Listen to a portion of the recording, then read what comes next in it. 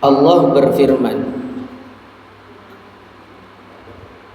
qala ma mana'aka alla tasjuda id amartuk. Apa yang menghalangimu sehingga kamu tidak bersujud kepada Adam ketika aku menyuruhmu? Jadi Allah perintah kepada iblis. Iblis itu menurut ahli bahasa asalnya dari kata ablasa yang artinya putus asa, atau balasa yang artinya tidak ada kebaikan. Dinamai iblis karena makhluk itu tidak memiliki sisi kebaikan moral dan agama, juga tidak akan mendapat kebaikan dari Allah Subhanahu wa ta'ala. Kenapa dinamai iblis ya ablasa yang maknanya putus asa?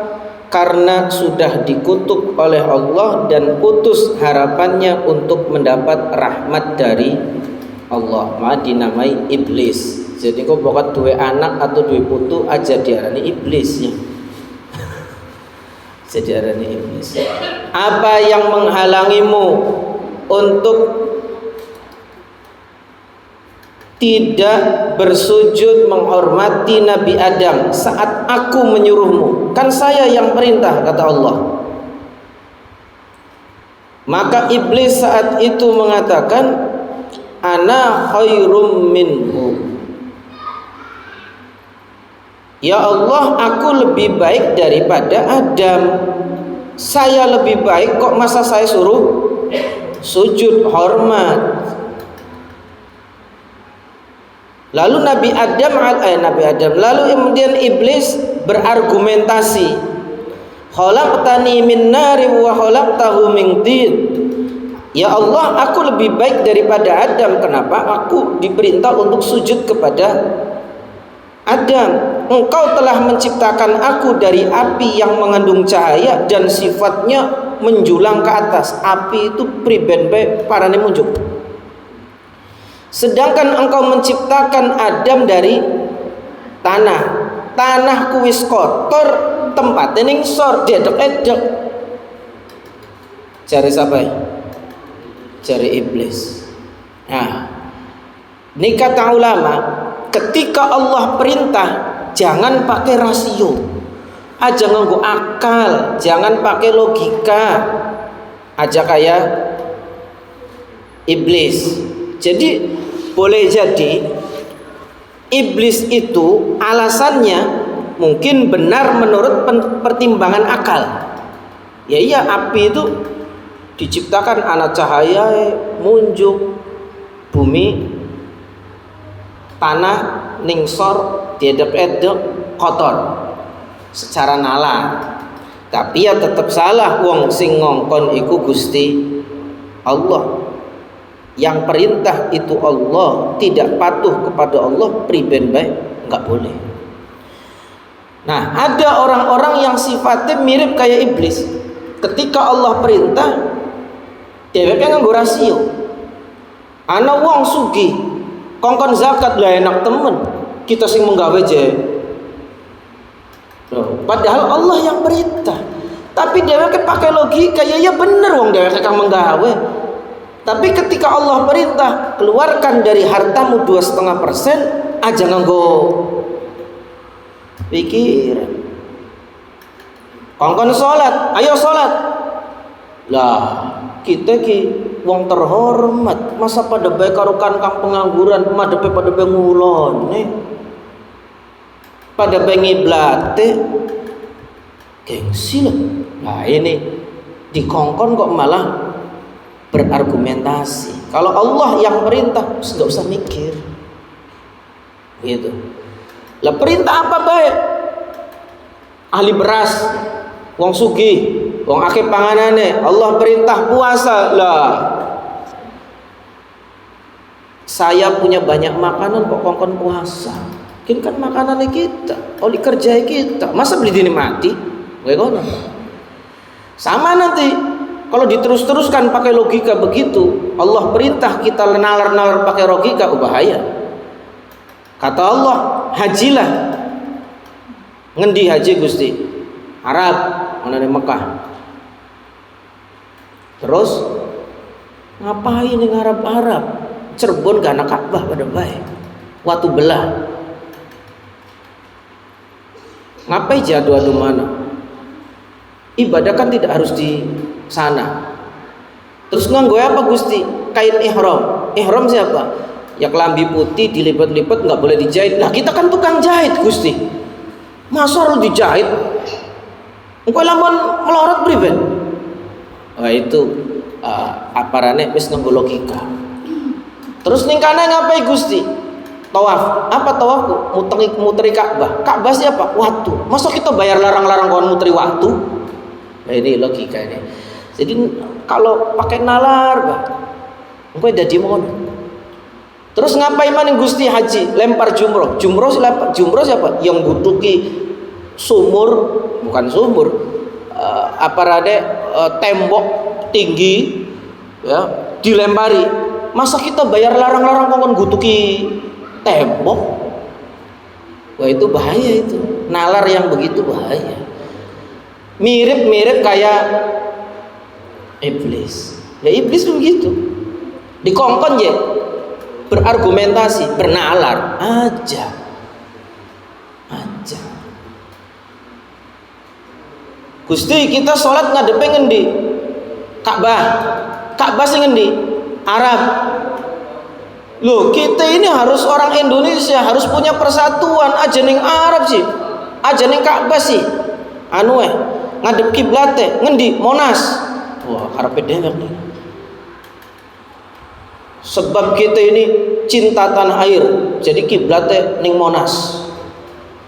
Ya cinta, tapi aja mau ngono. Paham?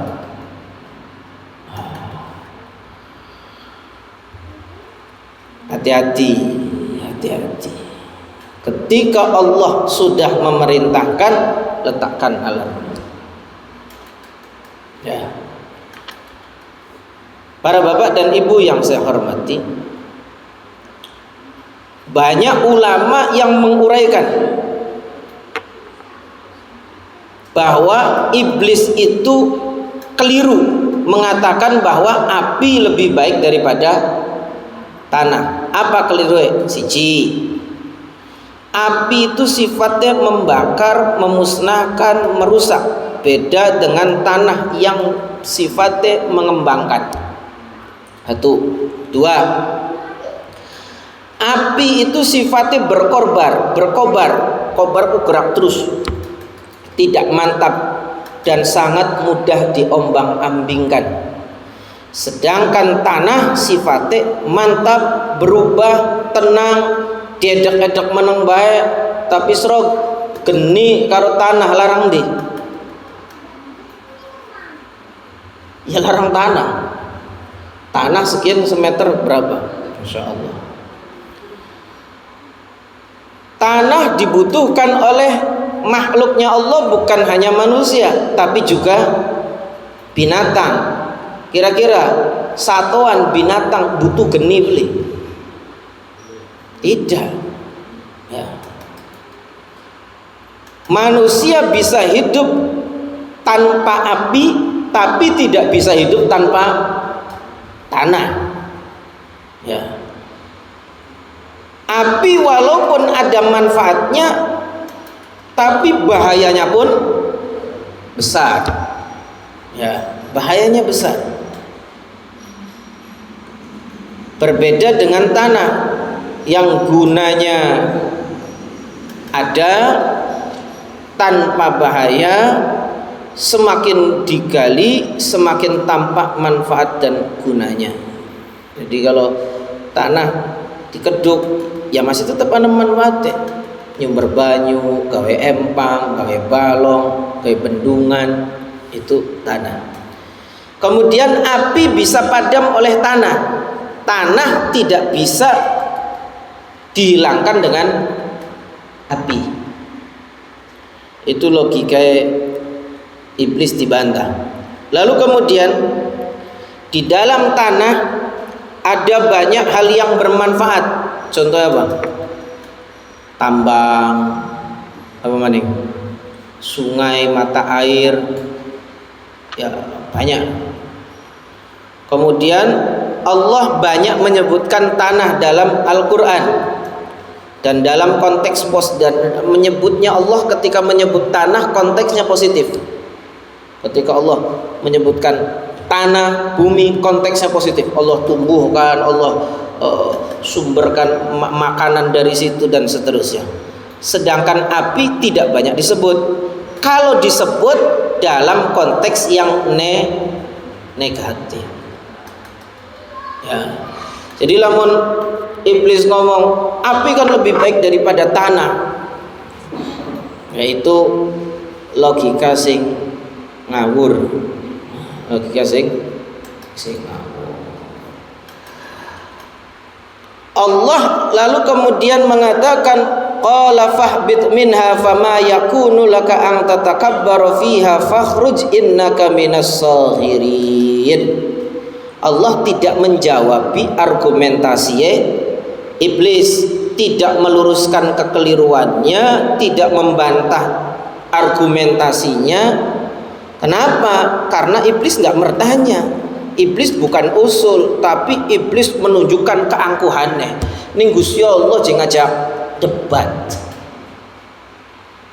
Jadi Allah tidak menjawab, dudu mokonon iblis, salah iblis, tidak. Karena iblis tidak bertanya, iblis juga bukan usul, maka tidak perlu dijawab. Pernyataan iblis aku lebih baik daripada Adam membuktikan bahwa iblis itu makhluk yang angkuh. Kapan wong sombong, ya wis beli usah dijawab, langsung bae fahbit minha fama yakunu laka an tatakabbaru fiha fahruj innaka minas saghirin. Turun kamu dari surga. Kenapa diperintah turun? Karena kamu tidak sepatutnya menyombongkan diri di dalamnya. Ning surgaku beli kena sombong. Pangapunten iblis bae wis ning surga sombong ditok nang, sampeyan durung manjing surga wis sombong bloli manjing. Paham le? Iblis wis ning surga sombong ditok nang, sampeyan durung manjing surga je sombong bloli manjing kowe. Paham le? Hati-hati nih. Ya, makanya dawai Kanjeng Nabi, apa dawai Kanjeng Nabi? La yadkhulul jannata man kana fi qalbihi mithqalu dzarratin minal kibr. Tidak akan masuk surga orang yang dalam hatinya ada kesombongan walaupun sebiji zarrah, ya, sebiji sawi. Mana aja dua sifat sombong. Allah berfirman, fahbit, turunlah dari surga, minha, dari surga. Setelah itu Allah mengatakan fakhruj, keluarlah. Wis kongkon mudun, kongkon metu. Iki maknanya mengenen. Kenapa ayat ini mengatakan turun lalu keluar? Jangan sampai ada anggapan iblis mawe ning surga, tas ning surga disuruh turun, dikiraan surgaku anak tingkat-tingkatannya. Iblis masih di surga, maka dipertegas dengan ayat selanjutnya, lanjutan ayatnya fakhruj, maka keluarlah. Keluar dari mana? Dari surga. Kongkon metu sing surga. Ya. Siapapun orang tidak patut sombong, kamu sombong sudah di dalam surga, keluar kamu. Ya. Keluar. Fa innaka minas saghirin, sesungguhnya kamu termasuk orang yang hina. Allah memerintahkan iblis keluar dan termasuk saghirin. Saghirin itu bentuk jamak dari kata saghir atau saghir. Saghirin jamaknya saghir, asal katanya sohor, artinya hina. Kapan Gusti Allah sudah mengatakan hina, hina benar. Kalau Allah mengatakan mulia, mulia benar. Ya, jadi iblis dikeluarkan dari surga dan termasuk makhluknya Allah yang hina. Iblis jawab, qala anzirni ila yaumi yub'atsun. Ya Allah, berilah aku penangguhan waktu sampai mereka dibangkitkan. Jadi iblis minta jaluk, Gusti kulai aja mati-mati. Sampai kapan mereka dibangkitkan? Yub'atsun, sampai hari kiamat. Engkau kita mati ya. Aja kiye dina kiamat baik kau mati ya. Ya. Maknanya yub'atsun itu hari mereka dibangkitkan dari kubur, maknanya yakni hari kiamat. Nah, ulama berbeda pendapat. Iblis minta jangan dimatikan sampai minta ditangguhkan aja, dipateni aja mati sampai hari kiamat. Bagaimana, dikabulkan oleh Allah atau tidak? Ulama berbeda pendapat. Karena jawabannya qala innaka minal munzirin, sesungguhnya engkau termasuk yang diberi penangguhan waktu. Sebagian ulama mengatakan Allah mengkabulkan doa iblis. Makanya iblis diberi waktu penangguhan, tidak mati-mati sampai hari kiamat. Itu menurut pendapat yang pertama. Dan menurut pendapat yang pertama ini, ulama-ulama kemudian mengomentari, iblis bae njaluk ning Gusti Allah dikabul, masa sampean beli dikabul? Maknanya jangan pernah putus asa untuk meminta kepada Allah. Iblis sing wis dilaknat, dikeluarkan dari surga, terhina saja ketika minta Allah kabulkan, apalagi kita. Walaupun memang pengkabulan doa Allah itu beda-beda. Ya, setidaknya ada 5 cara pengkabulan doanya Allah. Yang pertama, kita minta Allah langsung beri. Yang kedua, kita minta kepada Allah sekarang. Kita minta kepada Allah, yang pertama Allah langsung beri. Yang kedua, kita minta sekarang, Allah ngasihnya tahun depan, ditangguhkan waktunya. Jaluknya kieu, tapi terwujudnya nanti. Kenapa? Karena Allah tahu yang terbaik. Yang ketiga, ada kita mintanya apa, dikasihnya apa. Ya Allah, jaluk motor ya Allah, dibayar mobil ya alhamdulillah. Yang keempat, kita minta sesuatu, Allah tidak memberi apa yang kita minta, tapi Allah jauhkan kita dari mara bahaya. Ya Allah, jaluk motor ya Allah, jaluk motor, cari Gusti Allah, motornya belum usah tak pai, tapi sampeane selamat. Lamun tak pai motor kamu kecelakaan untoke, sampean kan motor 20 juta, iki untuk kecelakaannya 50 juta, wis belusa tak pai motor, itu sudah dikabulkan, Pak. Maka kita tidak boleh suudzon kepada Allah. Wong kita jaluk jadurung dikabul-kabul. Boleh jadi kita sudah dikabulkan oleh Allah dengan cara yang keempat tadi, tapi kitanya tidak sadar. Maka tugas kita adalah husnudzon, berbaik sangka kepada Allah.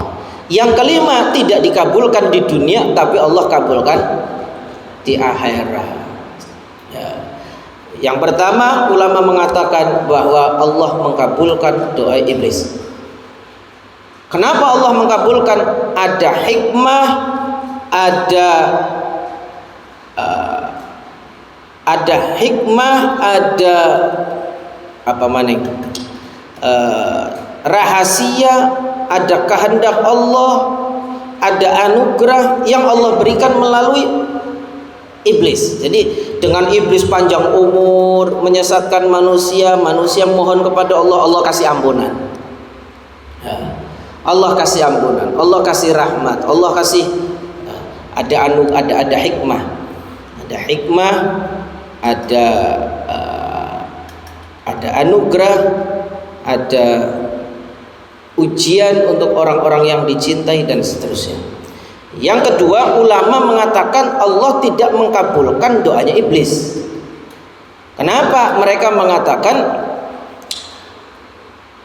iblis kan doa angzirni ila yaumi yub'atsun, aja mati-mati Gusti sampai hari kiamat. Allah hanya menjawab innaka minal mundzirin, engkau hanya diberikan penangguhan waktu, tidak mengatakan penangguhan waktu sampai dina kiamat. Maka menurut ulama yang kedua, Allah hanya menangguhkan waktu tapi tidak mengabulkan harapan iblis, yakni hidup sampai hari kiamat. Menurut pendapat yang kedua.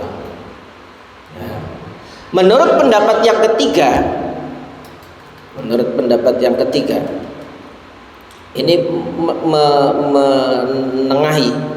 Mohon maaf. Yang ketiga ini pendapat ketiga, ulama ini menolak bahwa iblis itu doanya tidak dikabul.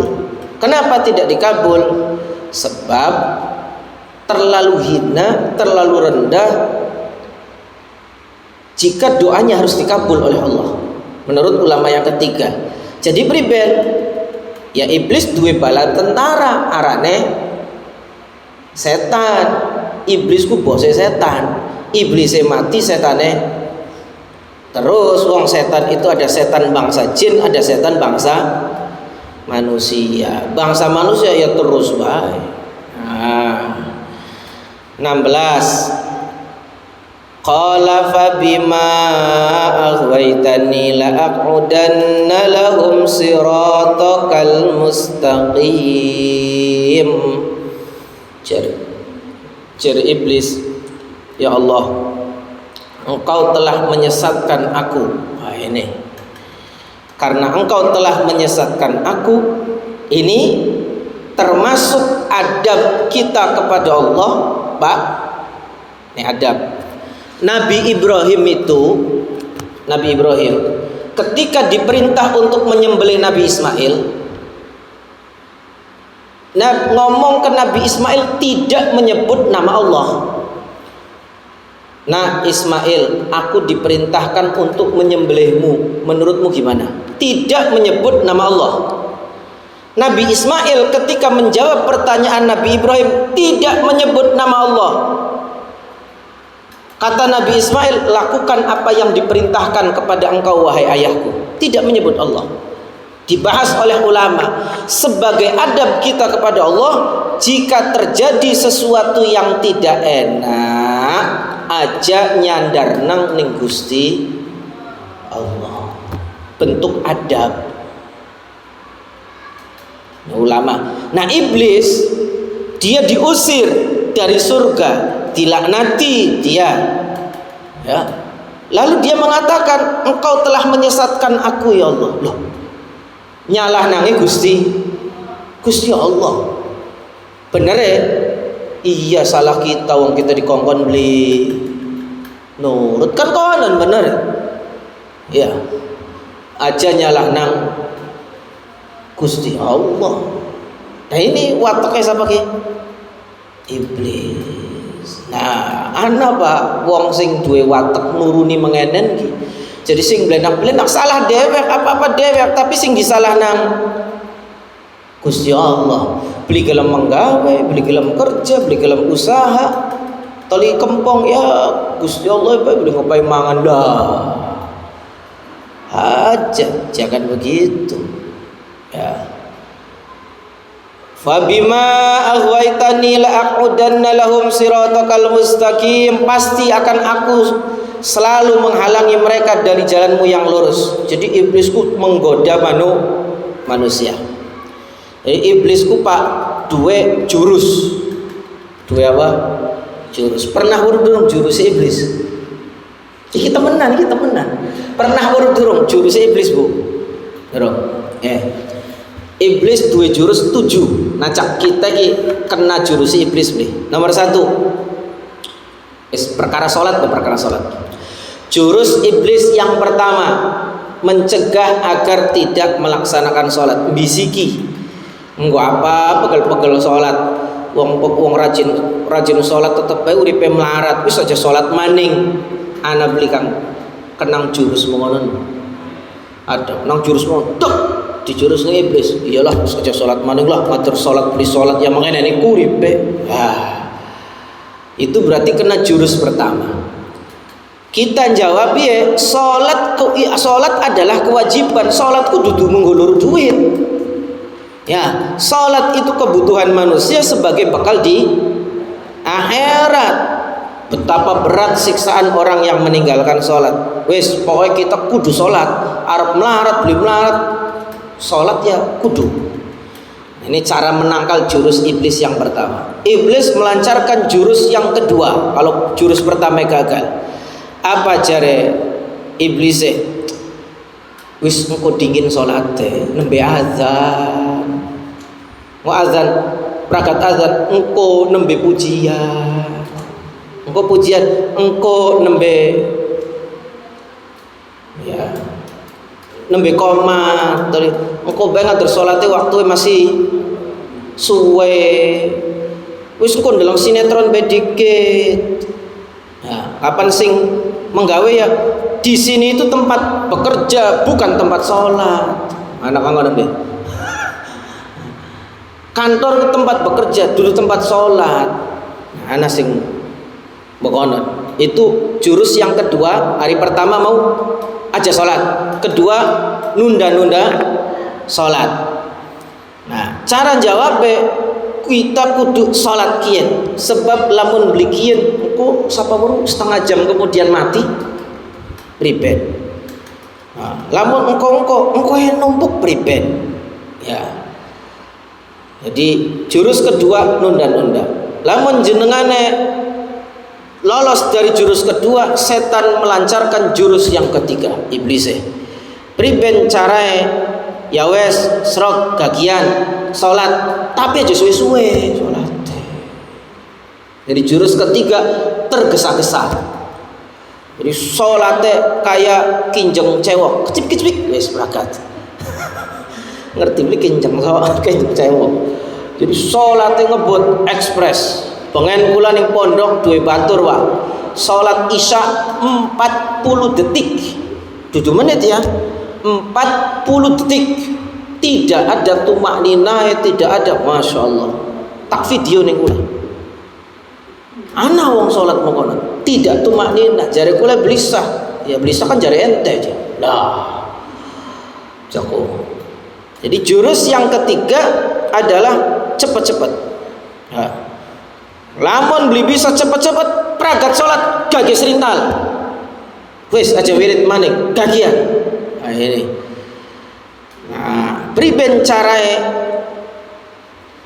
jawab ye amal yang sedikit tapi sempurna pelan-pelan ngerjanange bener lebih baik daripada amal banyak tapi ngerjanange paduan baik. Ya. Jurus ketiga cepet-cepet gagal. Jurus keempat, priben jurus keempat teh? Ya wis rok sing khusyuk salate, sing bener salate. Jare sapa? Jare setan rok sing khusyuk. Sok sing khusyuk sok. Sing khusyuk. Kagian khusyuk, barang wis khusyuk disuntik. Ces sejero ati wah, mari dideleng ning wong, laka-laka wong salat kaya irahu. Jadi jurus yang keempat disuntikan riya. Apa ceh? Riya apa? Pamer. Wah, salate dienak-enak. Ya, disuwe-suwe, mbari di alam khusyuk, langka-langka guys. Luar biasa. Baru wong pada kagum. Cara jawab ya, kenapa kita harus beramal karena manusia? Cukup bagi kita Allah Subhanahu wa ta'ala yang membalas Allah, bukan manusia. Jadi kita iki salate aja karena orang, jangan karena manusia tapi karena Allah. Jurus keempat gagal, dikongkon riya beli gelem. Jurus kelima, apa jurus kelima? Dikongkon ujub, bangga dengan amalnya. Srok salat sing khusyuk, terus dibisiki sefila intan 3 kilang kau wong salat kayak kita. Waduh kaya namanya. Kowe suwe-suwe uang se-Indonesia langka ya kita. Hebat temen. Nah, jadi ujub. Ujub. Cara jawabnya, bagaimana kita harus ujub wong kita ibadah, bisa ibadah itu karena pertolongan Allah. Ngapain kita harus ujub? Jurus ujub gagal jurus ke-6. Jadi jurus ke-6 ini banyak orang nggak tahu. Apa jurus ke-6? Banyak tidak diketahui orang. Misiki, kalau kamu takut riya, pamer, takut ujub, wes rok salate ning jero kamar, ning tempat sing sepi yang tidak ada orang melakukan. Terus sampai kemudian riaknya itu, pamer itu dalam bentuk kenapa irang ngantuk iya le tahajud ya biasa jam 3 jam 2 cerita tentang tahajud itu kena jebakan yang ke-6. Ya aku batu ki ireng gedeng iya ki galbongnya 100 rakaat. Insyaallah. Itu cara yang ke-6 ini. Cara yang ke-6. Banyak orang nggak tahu. Awalnya terus suruh gigi terus, tapi sifat riya, bekas-bekas itu lalu kemudian dimunculkan. Barang ibadah wis pegel disuntik riya, yang top pahalanya. Gagal jurus ke-6, jurus ke-7. Wah, jurus ke-7 ki luar biasa. Apa jurus ke-7? Ngapai ra salat-salat engko ari takdir manjing neraka. Beli usah sholat, beli usah puasa, beli usah haji, beli usah gawe baik. Kapan takdir manjing surga mau manjing surga dewe? Cari siapa? Cari setan. Itu jurus yang ke-7. Nah, kita jawab aku ini hamba Allah. Tugas manusia itu ibadah. Pokoknya saya ibadah. Terserah nanti pengen masuk surga, masuk neraka terserah Allah. Allah yang memutuskan. Tapi tugas saya adalah beribadah. Dan saya memohon kepada Allah agar dimasukkan ke dalam surga. Dan permohonan apa surga itu dekat dengan orang yang bertakwa. Wong bertakwa, wong sing gawe bagus. Lamun kita beli gawe bagus, sing gawe bagus mbek durung tentu manjing surga, apa maning beli gawe bagus. Itu. Iku jurusnya siapa? Jurusnya iblis. Jadi iblis ku luar biasa Pak menggoda kita. Ya, kita terus digoda oleh iblis. Maka jawab iblis, engkau telah menyesatkan aku ya Allah, pasti aku akan selalu menghalangi mereka dari jalanmu yang lurus. Jadi jalan sing lurus-lurus pasti ana godaane. Ya, pasti ana godaane. Wayahe ngaji sinetrone mulai, wayahe ngaji anak timnas Indonesia, wayahe itu godaan. Ya. Baik, ayat 16, ayat 17 insyaallah di pertemuan berikutnya. Wallahu a'lam bishawab.